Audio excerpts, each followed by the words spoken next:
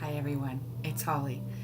Have you ever had one of those days where you're like, OMG, LOL, FML? I've had a couple of those days. And what it does is it makes me think introspectively. And one of the things I want to share with you is I have been doing a lot of readings around relationships. Relationships with family, relationships with husbands and wives, relationships with children, relationships with niece and nephews, mother and father, childhood trauma. And one of the things that I have discovered very profoundly when I look at, when I do my sessions, and I'm not just using astrology, I've got some hard knock life experience as well as some education on philosophy and psychology and NLP. And so my life coaching takes on a bit of a different flavor using all those modalities as well as using astrology. And the one thing that I notice when I'm doing readings with people is I'll look at the other person and their language, their filters. Wait, hang in there. I know this is about 30 minutes long, but soon I'm going to share with you all kinds of astrological information by sign. Their filters, their dynamic, their motives, their inspiration, their pain is filtered through them so differently. And add to that filter is our filter. And how do we accept that? How do we transform that before it goes into our heart center, before it goes into our mind, before it goes into our body pain? And what I always say is that you can take two people. Okay, I want to do this. You can take two people. It's not a swear word, not an FML. You take two people and in the middle create a whole new entity. And that whole new entity, although you take these two people away, you got that, right? Though that whole new entity is a dynamic, a personality, a creation, an energy of its own. And that's just because the blending of this color of the person and the blending of this color of a person is creating a whole new color. It's like the color wheel, like the color chart. But what is that? That's why so often we walk away and go, why does that person make me feel this way? How come I act this way when I'm talking to them? This is not me. This is not who I am. It is you blended with them. And that's why we say that when we change ourselves, it changes the other person. It really does. If you are blue, one of my favorite colors, and that person is red, when you bring that together, okay, what does that create? Purple, right? But if you change from blue to green, and you blend the red with the green, neutralizes it, becomes brown, becomes neutral. Okay? Now, if that person changes their tone, their filter, their coloring, it will also change yours. And so once you shift and they shift, and that creates a whole new second person.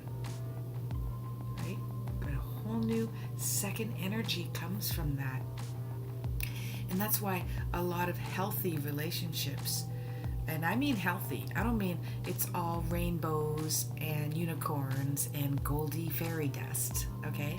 I mean healthy, that you're able to get through the phases of your personality, of your life together as your life separately, and you can come to an understanding, right? You can come to, you've grown together. And we do this with our parents.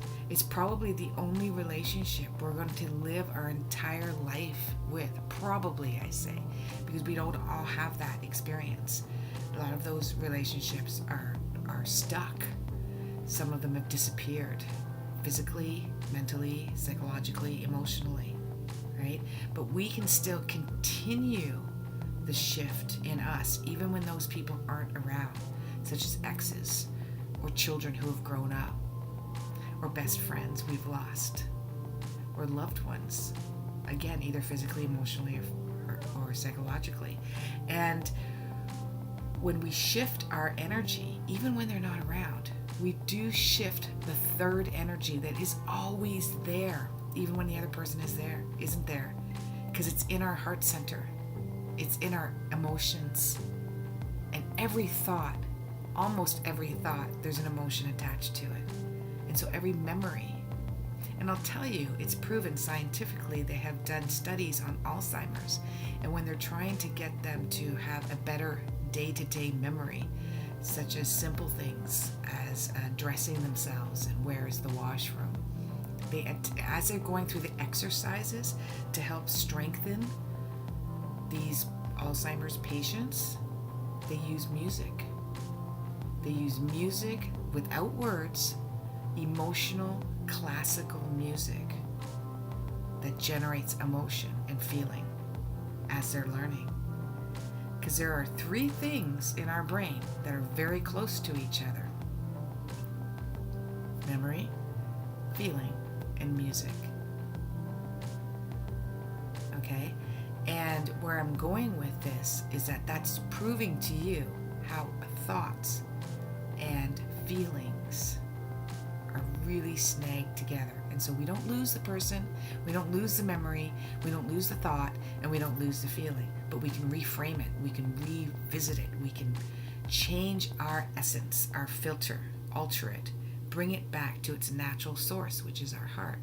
And we do this every day. We do this in our interaction with people, the grocery store clerk, the person at the bank, our neighbor, our mothers, our loved ones, ourselves, stuff we see on Facebook, social media, right?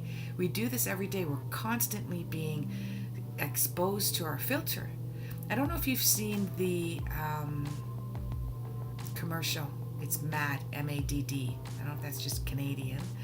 And they take a beer glass that's already had a drink in it, so it's got a little bit of fogginess to it, and they put one in front of the other, in front of the other, in front of the other, and you as the viewer is looking through each glass, what the first glass, as each other glass goes behind it and behind it,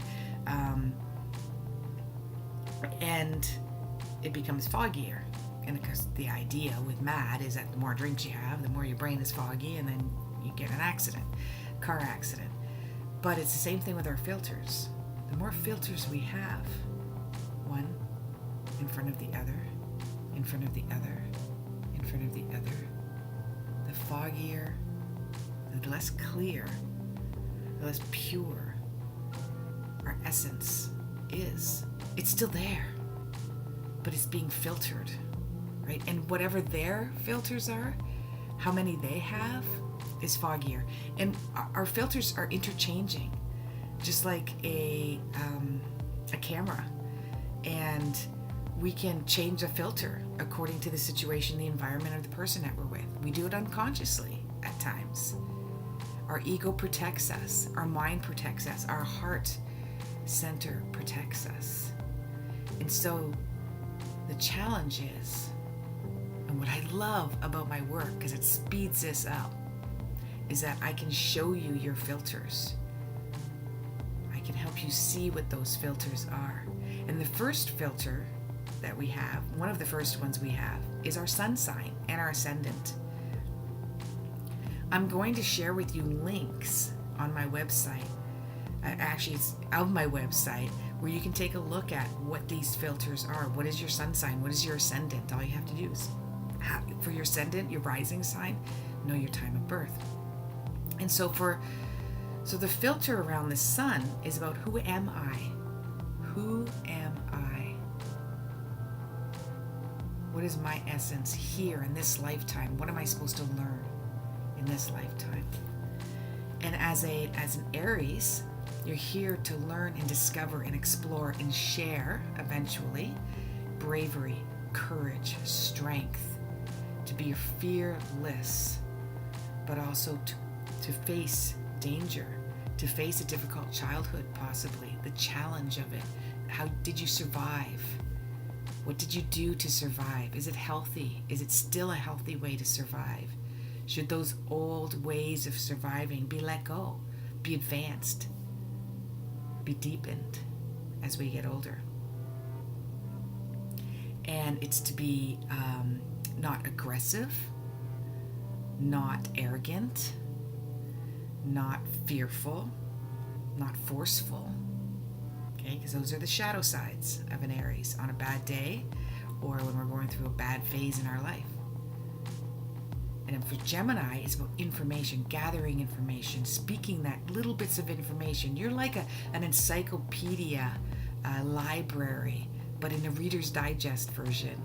And that you're able to pass on bits of information that you gather throughout your life. And therefore, it's really easy to talk to someone that's got strong Gemini, because you know a little bit about everything. And you're willing to share that information. If somebody comes to you with sorrow or pain or heartache, you'll give them information that might be helpful to them. Teaching, the teacher, the curious one. And so you're here to be curious, ask questions, learn more. Okay? It can cause restlessness, because you know what happens? Once you learn that bit of information from an event or a person or a hobby or a job, you're done with it. You've gathered that information. You want to move on to the next curious place where you can learn more. Library to library to library. That's what life experience is for you. And then there's Taurus as well. Okay, I skipped that one, didn't I? I went from Aries to Gemini. There's Taurus, and Taurus is about learning the material ways of life on Earth. And we can do this in many ways. We can attach our materialism to our jewelry, our clothes, our hair, our home, our office, our money, because it takes money to have all of that in most cases. We can attach our materialism to the food, the tangible, the feeling, the tasting, the hearing, the smelling. This is all material, tangible. Touch it, feel it, see it, hear it. That's all tangible for Taurus. Nature, big heart they have. Nature, nurture. Okay? So they are here to understand, what is the material world? What is it all about? Is it all about money? Is it all about nature? Is it all about food? Is it all about possessions?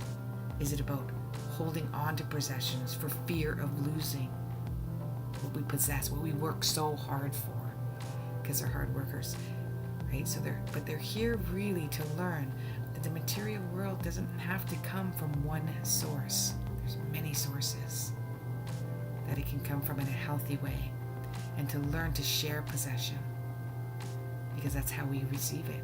Somebody shared it. So we're going to skip on to Cancer. Cancers are here to learn that there are emotions, that there are feelings, that there's the heart, there's the gut. Okay, the gut is a brain. Look it up. The three brains, the gut, the heart, and the brain. The three distinct organs in our body that has the same neurotransmittal pathways, DNA, the same connectors in all three. And they speak to you. All three of them speak to you, and the gut speaks to Cancer. That's why you have intuition. You get a gut feeling. You just know someone's sad. You know someone's upset. And if you don't, then you're learning that. And so there might be sadness in your life as a child. You might have lacked nurturing from your mother, lacked nurturing from your father. Okay, whether you're male or female. Sometimes males struggle with this a little bit more. Doesn't mean you're sappy. Doesn't mean you're overly emotional, overly sensitive. But it can. Because the more that you don't want to recognize it, the more you don't want to grab on to the heart of feelings, the more sensitive you are when people point it out. Because you're taking it as a negative and not a positive. But you're here to nurture. You're here to nurture yourself first. You're here to put the oxygen mask on yourself before you put that oxygen mask on your child beside you. And whether that be with children, or be with loved ones, or be with family, or small animals, or elderly, you're here to nurture yourself and then share that nurturing with those around you and support them. And then there's Leo. So Leos are here to learn, how important is family, that there's an importance to tribe, to family, to village, and that there needs to be a leader. Every situation needs a cart, the horse before the cart. There has to be a main cook in the kitchen. There has to be leaders, but leaders have a very important role, and that is to lead with your heart, to lead with consciousness. And that's why the body part of the Leo is the heart. It's the heart of the village. It's the heart of the tribe. It's the heart of the community. It's the heart of your family. And that's why family becomes very important. And so if you're here to learn the importance of family, possibly you struggle with your family situation. You struggle with your brothers and your sisters and your mothers and your fathers, and you just want everyone to get along. Possibly you're the one who has the parties. You're the one who wants to keep the people together. And so you might struggle with being the leader all the time. Why do I always have to have the parties? Why am I the one who gathers everyone together? Because it's important to you. And it's maybe not the lesson or the filter of a family member or a friend.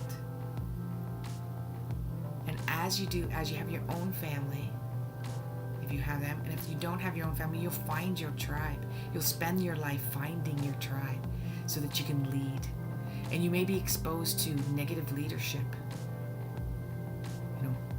Leaders that have poor filters and are bossy and arrogant and pushy and feel that they need their ego stroked constantly. They're the king of the castle with peasants who are poor.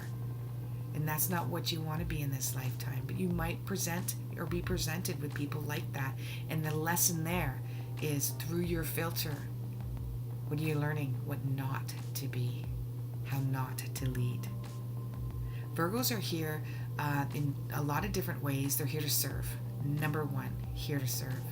And so if your ascendant or your rising sign is in any of these signs, you can take that filter as well. Okay, take on that filter. And so as a Virgo, you're here to serve, whatever that is. You could be a garbage collector. You could be a nurse. You could be a neurosurgeon. Okay, you could be poor in a country which lacks water or food. You can be young, you can be old, you can be man, you can be female, you can be disabled, you can be able-bodied. You can be smart, intelligent, you can have tons of money, you can have no money. You're still here to serve. And that's not to be a servant, not to be a martyr. Person, okay, heart, soul that serves is not just out of duty or guilt, which on a negative way, a negative filter, when we're struggling, when we're going through a struggling in a phase, a challenge in our lives, we can seek that kind of, look at me, look at how I'm suffering because I'm serving, because it's out of duty, because I feel so guilty, right? And so if you're serving out of guilt and duty, take a look at maybe some other filters that you're having. That's what I like about my sessions, because I can look at those filters. And I'm telling you, there are 300, almost 400 combinations of filters, just like the color wheel. Each color stands alone. Blend it with another color, it becomes another filter, another essence. Blend that color with another color, and it becomes yet again another essence, another color. Okay, so imagine you are a universe in itself. You are a color wheel. And there's hundreds, sometimes thousands of combinations within us, let alone the blending of us with someone else who has the same amount of filters, right? And that's what I like about astrology, and they don't come out all at once. That would be overwhelming. They come out to the forefront according to our situation, our environment, and what we're going through, what our soul growth, how it's evolving, what evolutionary stage is it at. Okay, so Virgo, check in. You're doing things out of guilt. You're doing things out of duty. It could be a great navigator to help support you and a loved one, but it also can be detrimental. It can be encumbersome. It can make life harder than it really should be. Right? So here to serve, always here to serve, the healthiest way possible. And speaking on that, health and nutrition, also important. What's right or wrong, also very important to Virgos. And so Libras, you're here to create balance. You're here to create an understanding of what's fair and what's not fair. what's fair and what's not fair. So you're always weighing things out. You always see two sides of every issue. You see the devil, you see the angel in every situation and on every person. Fairness is extremely important to you. You do not like not fair, that are not right, okay, that are out of balance. You don't like injustice at all. And so you may seek a position or a job in life where you're able to help in mediating and supporting people and making sure things are fair. There can be a difficulty in making decisions based on all the information that you have. And so your decisions go, wah, wah, wah, wah. Should I do this? Should I do that? Should I do this? Should I do that? And that can be a distraction because it keeps you from confrontation, which you deplore. You do not like confrontation, but there are some diplomatic ways that you can confront to get what you want. Because even though you give other people the right to have what's fair, you don't always give yourself that same level of expectancy. You deserve what's fair as well. Scorpio, you're here to learn the psychological way of life and how our minds think on a psychological level. You have a deeper way of looking at life, a deeper understanding of seeing why do other people do what they do? What motivates them? What are their fears? What are their anxieties? Okay, and you can use this for good or ill because it's a very, very powerful tool. And you can use this to deeply understand and cure and help and heal people on an emotional, psychological level. You can use it to manipulate. Scorpios can use this to manipulate because you know what they do? They read between the lines. They don't listen to your words. They listen to the tone in your words. They listen to the space between your words, your actions, your eye movement, your body language. And that's how they learn how to react to you, how to respond to you, how to respond to life. And so sometimes Scorpios can come from a background, a childhood where there is some psychological issues, drug addictions, alcoholism, some psychology behind that where they struggle with lies, cheating. Very strong with Scorpio because you do not like having the wool pull over your eyes because it's hard to do that because you see life on a deeper level, on all levels, on a subconscious, conscious, and super subconscious level. And so you're here to learn that there is a psychology to who we are and why we are who we are. And then there's Sagittarius. Oh my God, Sag, you need your freedom. You need your freedom for your own philosophy. You need your freedom for your own education. You need your freedom to travel. You need your freedom to speak your mind, no matter how other people think you should act, do, say, or speak. Okay, and that's what you're here to learn. There might be parts of you, maybe you got some Libra in there, maybe you got some Scorpio in there and you're going, that ain't me. But you take a look at the people in your life. Do you have fiery, speak their mind kind of people? Do you have that kind of people in your life? Do you love them at first and feel really uncomfortable with them later on as your relationship grows? Because that they're mirroring the side of you. You want to learn. You're the perpetual student, constantly wanting to learn different philosophies, different spiritualities, different ways of thinking. You make great teachers, great scholars, great philosophers, great sense of humor. You have a sarcastic way of looking at life. And so you like that kind of sense of humor and taking a look at life in that way and teaching it and preaching it. And once you learn what that philosophy is, what you love to teach, it doesn't matter if it's math or physics or Buddhism or yoga, or teaching your neighbors how to be more green, then you're going to share it to the world. And then we've got Capricorn. Then we've got Aquarius and we've got Pisces. So Capricorn, you're here to take charge of life, right? To make form of some of the educational, spiritual lessons that you've learned from many lifetimes, and to be a boss and to take charge and have that freedom to not listen to what other people say, what other people do, what other people tell you to do. And therefore it's difficult for you to work for other people. You want to be independent. You want to be your own boss because you're very self-managed and you're good at it. You're good at managing your life the way that you want it. And so if you're in relationships where they're the boss of you, if you've had a hard father that sort of was always telling you the way things should be done, okay, controlling, then there's a controlling side of you that's holding you back, that's blocking you, that's keeping you from abundance, that's keeping you from sort of, grabbing the balls of life and just doing what you want with it. And showing people that there are good leaders that are capable of creating calming control in life, not chaotic control, not fear-based control.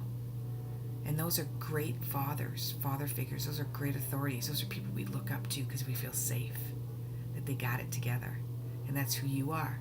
And that's what you're here to learn. And that's how you're here to share that. Female or male. Okay? And then there's Aquarius. You're here to understand humanity, look at humanity, have a more techno way of looking at life, in the life of technology now, because you're very interested in the gadgets. You're interested in humanity, the underdog, those that don't get a fair shake. Those are different or quirky or odd. You want to make sure that they fit in to the village, they fit into the group, they belong, just like we do. The animals, the elephants that are endangered, or the bingo tigers that are, say that right? Bingo tigers that are becoming endangered. Some of the chimpanzees, people that live in Afghanistan or Ethiopia or impoverished countries, they belong. We all belong. So the trees, it's all about that humanity, right? And that's what's important to you. And so it doesn't mean that you go global. It doesn't mean that you go global. It can be your own community, working in your own environment at work. Okay, it could be you work for 20 people and you want them all just to get along. And so you gather them. You're a gatherer, right? And you also like your freedom. You like your space, and you can be detached. You can be detached because it's not about me and you. There is no I in team. It's about us. And that can create a detachment. In a bad way, when you're going through challenging situations, you can just not want to be around people because it can literally get on your nerves because your central nervous system is very attached to the whole universal mind. And so when you're in a challenging time in your life, you need that space to detach yourself from that energy because you feel it all, right? But you're here to be a part of the collective. Pisces, you're here to heal. You're healers.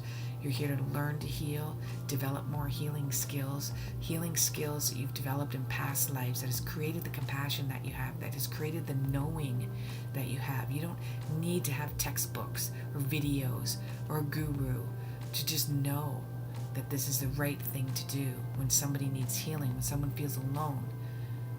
And so there is a tendency to grow up in an environment where you do feel alone, you do feel a sense of abandonment, you do feel that the complete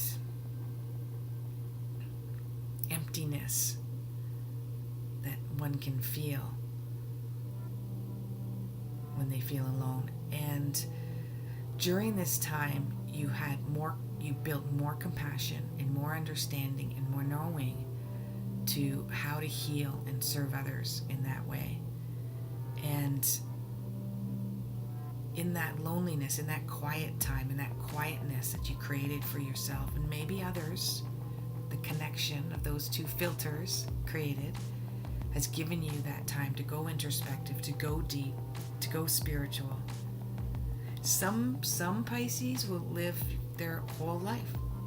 They'll be the cat lady with 20 cats and live on their own, and that's okay too. Then you're healing yourself.